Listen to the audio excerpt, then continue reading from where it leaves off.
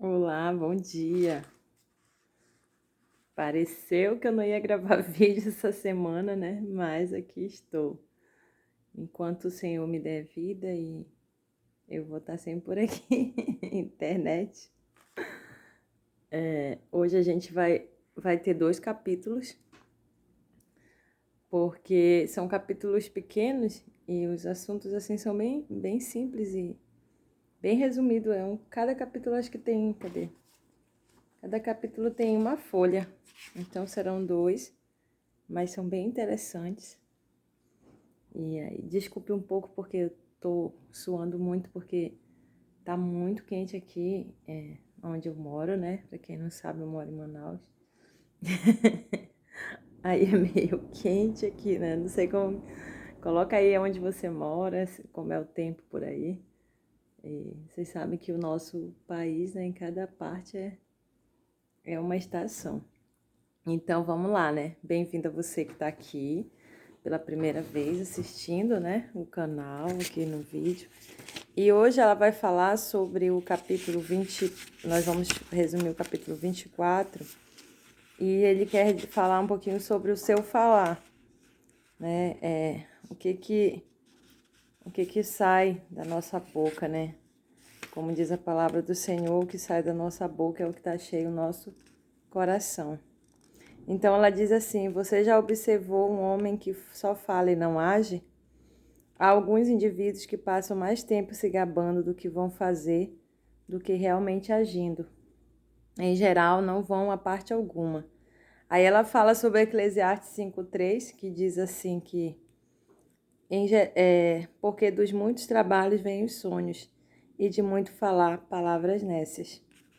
Então é na prática, né, de muito trabalho, é você praticando, que os sonhos eles vão acontecendo. Agora, se falar, nada acontece, né? Você fala e age, fala e age. Você já ficou perto de alguém zangado, bruto ou ímpio no seu falar? Suas linguagem faz os ouvintes se sentirem desconfortáveis e não querem se aproximar dele. Então ele diz assim que existem pessoas que falam palavras que afastam as outras pessoas, né? E ao invés de aproximar. Ou tem pessoas, não sei, né? Eu já conheci vários tipos de pessoas, acho que você também aí, que tem gente que você chega perto da pessoa, ela começa a se queixar, né? Aí já começa a falar aquilo que não tá dando certo, ou então reclamar de alguma situação que está acontecendo ali com ela. E aí aqui está escrito: longe de vós toda a amargura, a cólera, a ira, a gritaria, blasfêmias, em Efésios 4:31. Fazei tudo sem murmurações nem contendas, para que vos torneis irrepreensíveis, sinceros filhos de Deus, inculpáveis, no meio de uma geração pervertida e corrupta. Filipenses 2:14-15. Então, tudo que a gente for fazer, a palavra do Senhor nos aconselha a fazer sem murmurações. Ah, tô fazendo isso aqui, mas reclamando. Não. Tudo para fazer sem estar murmurando. E aqui ela vai falar, eu vou falar mais uma parte para vocês. O que guarda a sua boca e a sua língua, guarda a sua alma das angústias. Provérbio 21:23. Observe como seu marido fala. O que sai da sua boca revela o que há em seu coração. A boca fala o que está cheio o coração. Mateus 12:34. Se o ouvir queixar-se, falar negativamente, dizer coisas insensatas, ou pronunciar palavras que tragam destruição e morte à sua vida, ou de qualquer outra pessoa, ele está sofrendo de uma overdose de coração negativo.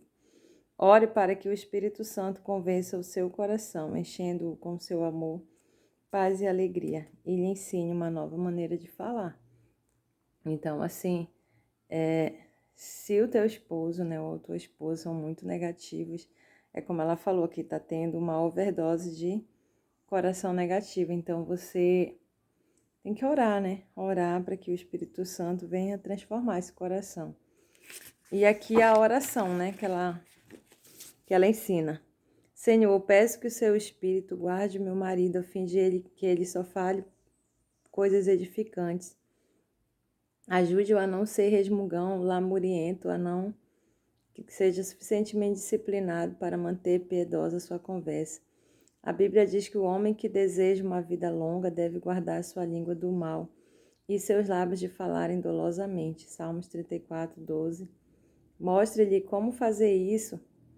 Encha-o do seu amor para que da abundância do seu coração jorrem palavras que edifiquem. Opere isso também em meu coração, que o seu espírito de amor reine através daquilo que dizemos, de modo que não entendamos mal ou firamos um ao outro. Ajude-nos a mostrar respeito mútuo, a expressar palavras animadoras, a compartilhar nossos sentimentos abertamente e a chegar a um acordo mútuo sem conflitos. Senhor, sua palavra diz que quando dois concordam, o Senhor está em seu meio. Oro para que o inverso seja também verdade, que o Senhor esteja em nosso meio para podermos entrar em acordo. Que as palavras de nossas bocas e o meditado do nosso coração sejam aceitos diante do Senhor, nossa força e nosso Redentor. Salmo 19, 14. Então, assim, como ela está orando aqui, né? Que os dois têm que entrar em concordância. Mais um exemplo.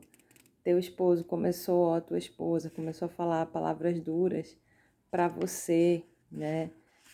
Ou então tá murmurando, não vá na mesma corda que a pessoa, entende?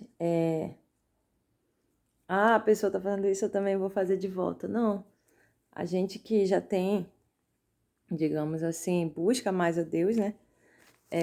A gente tem que mostrar Deus na nossa vida. Então, é nessas horas, sabe? Nessas horas que o outro que você convive tá ali murmurando, tá falando coisas negativas, tá olhando só pro problema, você já deve ter outra visão, olhar para Deus, não murmurar, agradecer, que é para que o nosso parceiro, né, eu digo assim das esposas, ele veja Deus na nossa vida, ele veja que Deus nos dá força, nos dá domínio próprio, porque se a gente for ficar igual, ele não vai ver, ele vai ver a gente como um ser humano, como ele, não como um ser humano sobrenatural, que tem a presença de Deus, tá bom? Então, esse foi o capítulo 24, sobre o seu falar.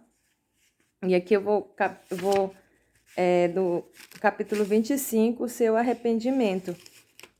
Então, assim, o seu arrependimento, ela vai falar muito sobre a importância da gente, como mulher, orar para que o esposo ele chegue a um arrependimento profundo. E aqui ela fala sobre o esposo de uma moça que se chama Susana, que o esposo dela, o Jorge, ele usava drogas. Ela sempre o apanhava fazendo a mesma coisa. Todas vezes que ele afirmava que sentia muito e jurava que não repetiria mais, porém acabava sempre voltando o vício. O tipo que faz o homem mudar de rumo e andar em outra direção. Felizmente, Jorge teve de aprender algumas lições duras antes de dar atenção a Deus. Ele é hoje um novo homem, junto com Susana.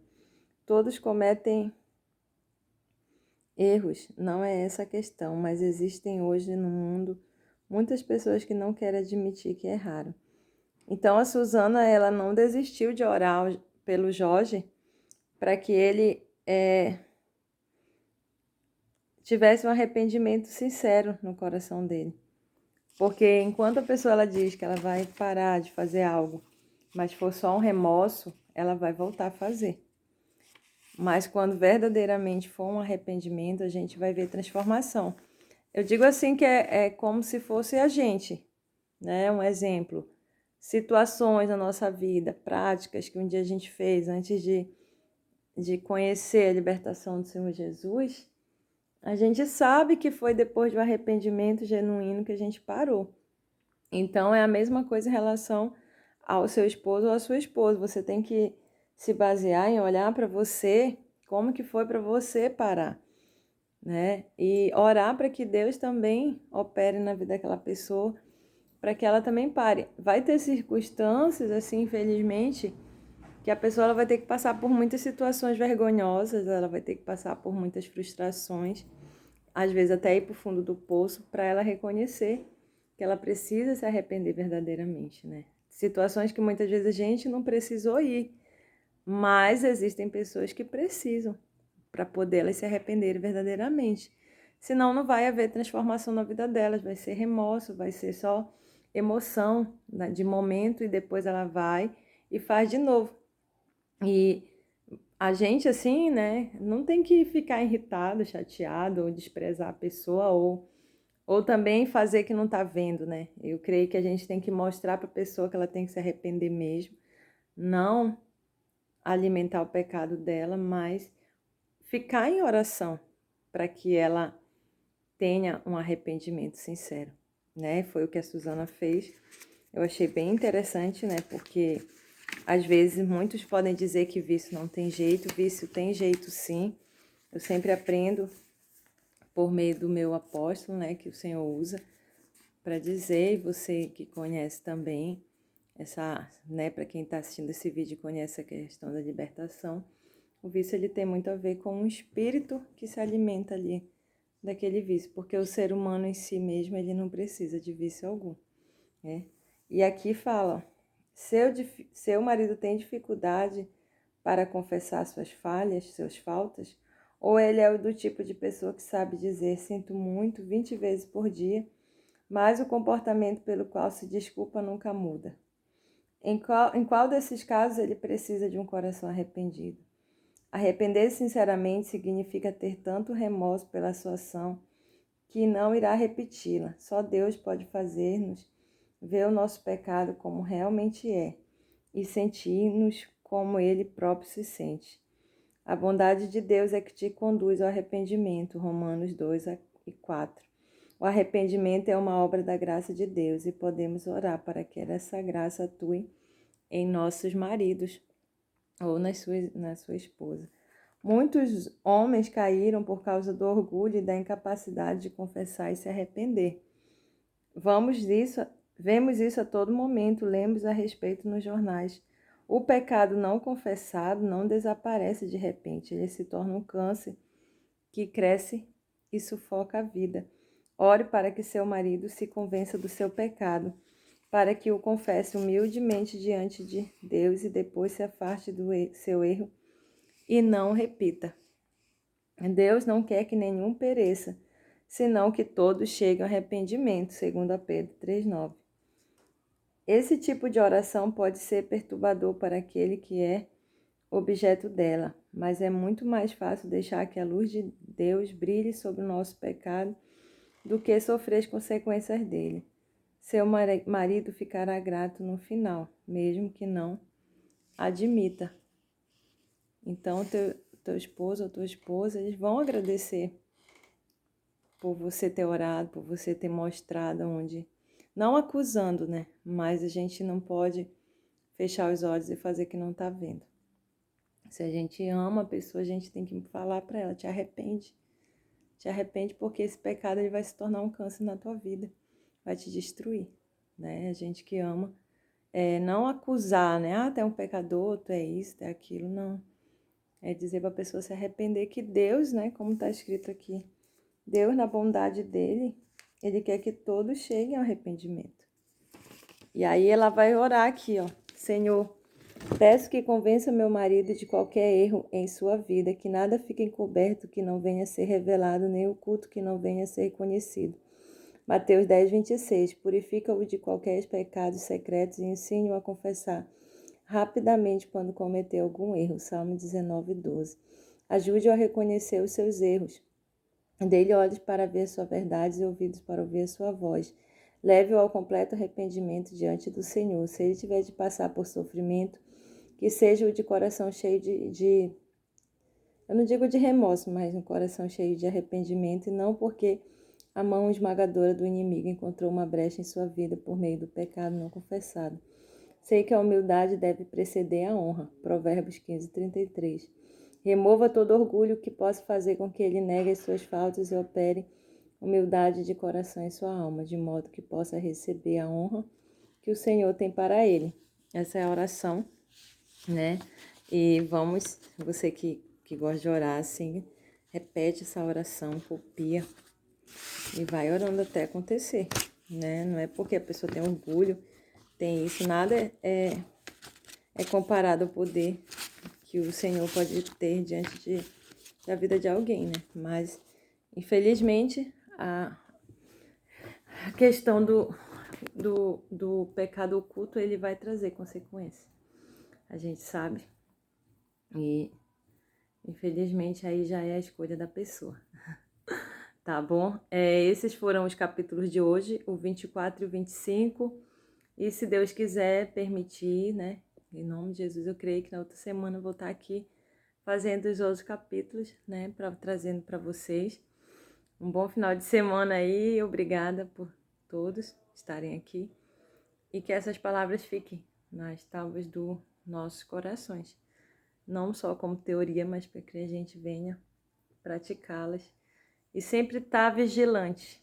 Eu tenho um vídeo que fala, eu até falo que ela fala no livro, que você que está com seu casamento bem, vigia.